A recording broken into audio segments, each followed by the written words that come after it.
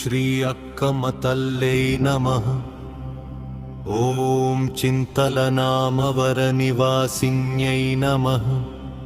ॐ गुरजालवंशपूजितायै नमः।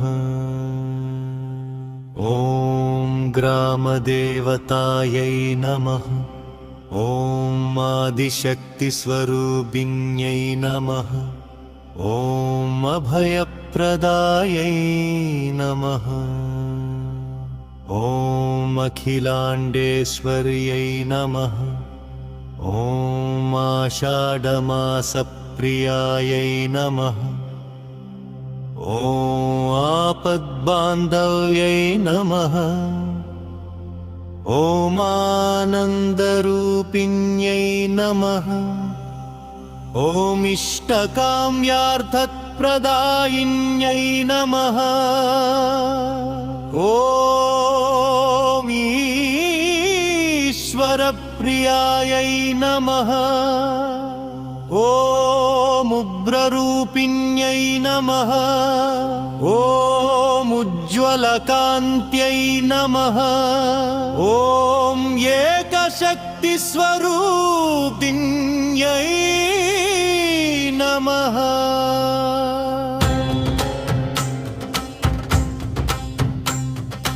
ॐ ऐश्वर्यस्वरूपिण्यै नमः। ॐ ऐश्वर्यदायिन्यै नमः। ॐ ओंकाररूपिण्यै नमः। ॐ ओषधीश्वरपूजितायै नमः। ॐ करुणारसपूर्णायै नमः। ॐ कल्पवृक्षसमानायै नमः। ॐ कामितार्थप्रदायिन्यै नमः। ॐ कुङ्कुमशोभितायै नमः।